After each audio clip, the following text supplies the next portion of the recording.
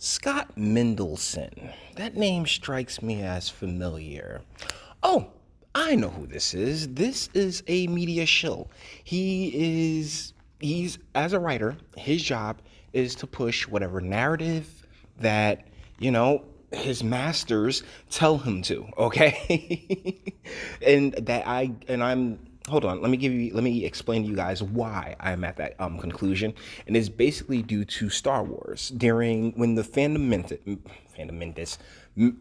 menace became a thing. And if you're unfamiliar with the fandom menace, it's the world-class bullshitters, geeks and gamers, that guy Odin. Like, it's a whole bunch of Star Wars fans that banded together and said, no, stop messing with Star Wars like this. But Scott Mendelson would continuously write fluff pieces and shill pieces trying to like really boost up that Disney Star Wars nonsense with Rey and everything else like that. So honestly, his credibility is nothing. But he decided to pop out this gem for Forbes.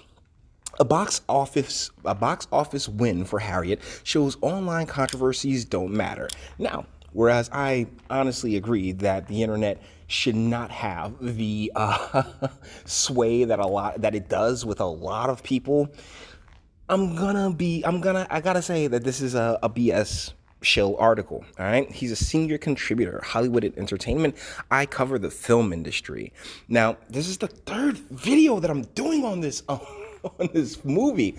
But the reason being is I just want to show you guys that these people have absolutely no qualms about lying directly to your face, particularly within the weeds of their articles, because most people only read the headlines. It's one of the reasons I actually read entire articles on this channel. So check this out.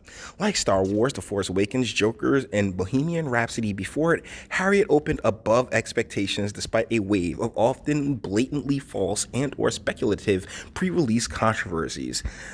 Did it though? Did it open above expectations? All right, it opened fourth. First and foremost, like, yeah, the expectation is to make as much money as possible. So really, it had an $11 million opening weekend, which is actually lower than what I had predicted in my video when I said, oh yeah, it'll come in at like 13, 15. And that's going up against a $7 million budget, a $17 million budget. So it hasn't even made its money back. And yet, oh my goodness, yes, this was a huge hit, man. We knocked it out the park with this one. Let's go. In a pleasant surprise this past weekend, Focus Features Harriet opened above expectations with 11.6 million. While it's tempting to discuss the notion that professional pundits often underestimate the appeal of movies featuring white women and minorities, at this point it's merely a matter of expecting moviegoers to ignore the very things they claim to want while they binge on the latest Netflix show, while complaining that Hollywood only makes superhero movies. Cassie Lemon's Harriet Tubman biopic starring Cynthia Erivo was actually structured like Captain America: The First Avengers. Jesus Christ. But I digress. Point being, folks have been saying for decades that they wanted a Harriet Tubman flick, and now they got one. In Miracle of Miracles, they showed up with $11 million on opening weekend. I'm sorry. You know what? What was it, like probably like 15 years ago?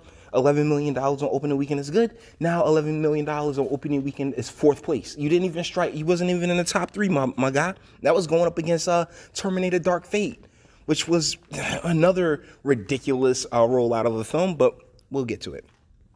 Now, $11.6 million isn't a jaw-dropping number, and 5 to 10 years ago, I would have pegged a film like this for an easy $15 million launch, but the variables have changed. Audiences only go to the movies if there's something specific they want to see in theaters, and those tend to be event movies, be it superhero flicks, horror movies, live-action musicals, and demographically specific escapism. I'm not surprised when Girls Trip opens with $31 million. Me neither, because that was Hollywood really kicking it to the black women in the entertainment industry, really trying to put Tiffany Haddish over. I mean, they really pushed that movie hard, even though honestly I haven't seen it because it looks trash. It's not made for me. But I am pleasantly surprised when Harriet opens well above the over-under $8 million pre-release projections, especially with mixed reviews and manufactured online controversies poisoning the well. But then, as we should know by now, online Conjure doesn't translate to general audience interest. It didn't matter that online hand-rigging offered blatantly false charges about the film. They were charged that, along with the Revo's single controversial tweet from 2013, the film climaxed with a white savior moment. False, as the choice a villain makes is momentarily helped by Tubman is self-serving. That implies a relationship between Harriet at her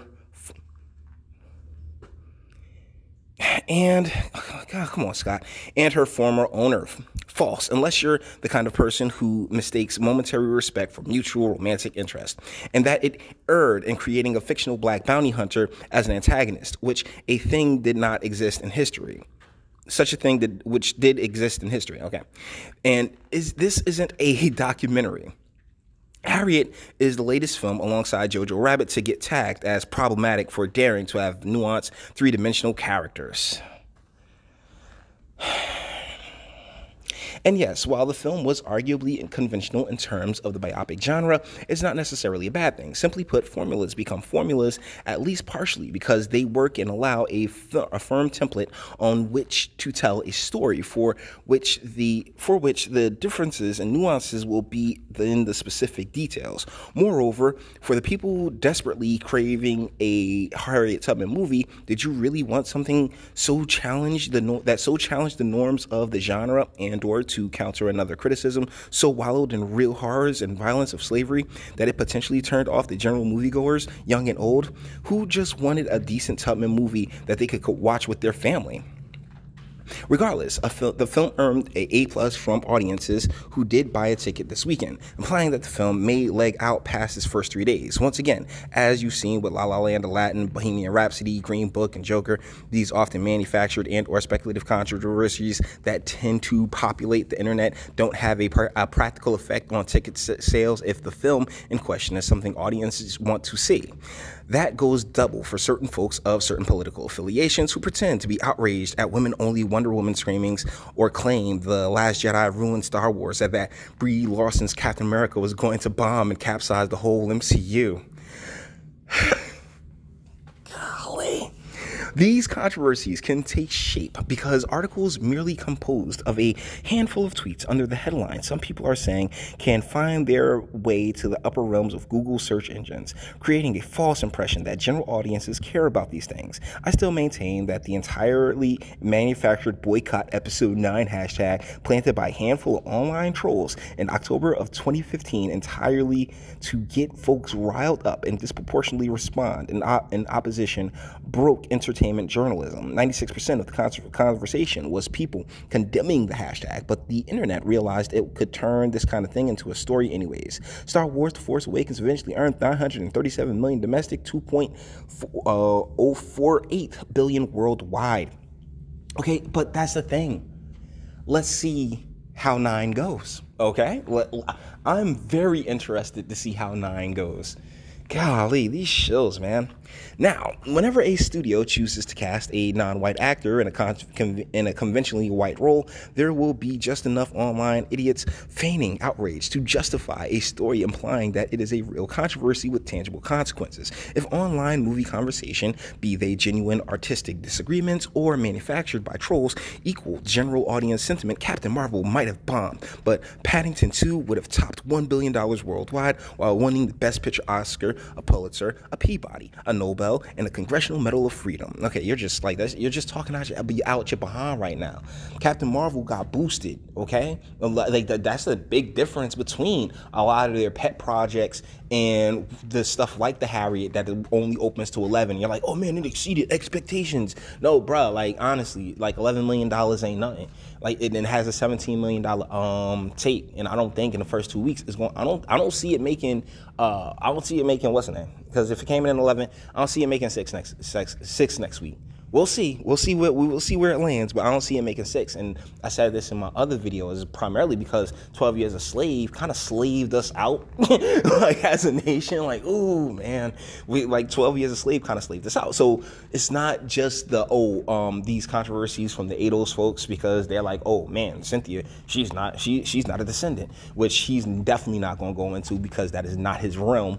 And all these like he's just here to boost, like as you can hear with the Last Jedi talk, and bringing it all the way back around to all these other pictures that have nothing to do with this picture right here.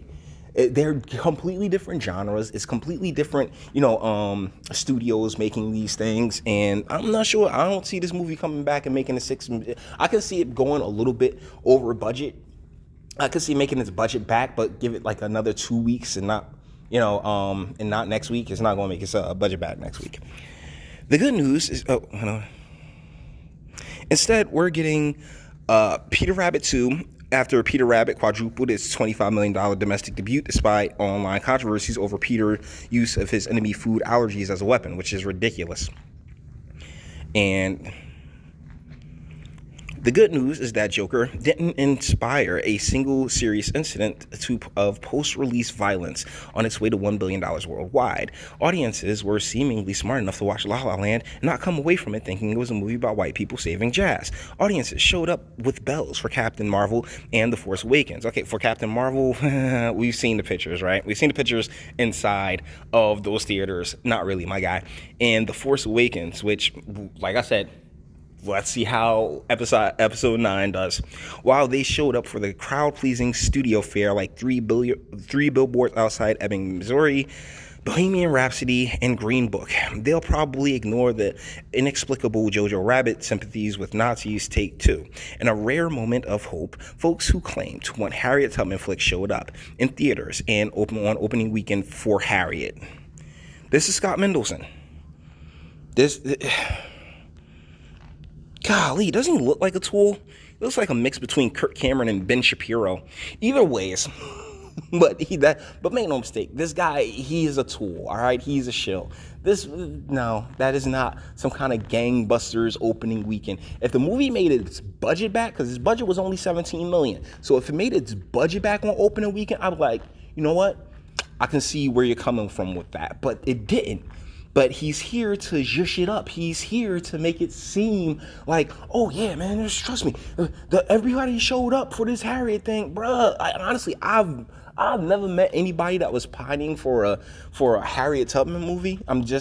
I have it, and if it were gonna be in anybody's hands, I want it in an actual descendant's hands as opposed to Hollyweird. I mean, shoot, let Tyler Perry make it or something. I don't know, but. This movie was never going to do gangbusters. It's the same thing with Terminator Dark Fate, right? Terminator Dark Fate, they never should have opened that movie overseas first. You should have opened it here and gotten as much out of that goodwill and nostalgia as you could have, because that word of mouth carry like a wildfire. But yeah, man, Scott Mendelson. Yeah, I saw the name. I saw the article. I saw his name, and I was just like, oh, okay, let's see what this show has to say. A box office win for Harriet shows online controversies don't matter. God, Scott. Like I said, we'll see what happens come episode 9. I wanted to show you guys how they try to spin all of this shit. This is the thing. They always try to spin it. It's about, hey, what kind of nice little bow can you put on this package, as opposed to what's the truth. And the truth is that $11 million is a trash bag from opening weekend. But hey, at least that's my opinion. So, internet, do your thing. If you liked it, toss it a like. Dislike, go ahead, do that too. Nobody's scared of you. Sub if you enjoy my fantastic voice and you want to get videos like this every single day. Share, because sharing is caring, and YouTube and BitChute and the like aren't the biggest fans of your boy over here. And speak. Let me know, what do you think in the comments? I mean, Scott Mendelson has no credibility in my book, but hey, you might take this Caucasian gentleman seriously, and and his estimation of what took place with this story and why people were upset with this story. I mean, let me know what you think in the comments. And until the next one.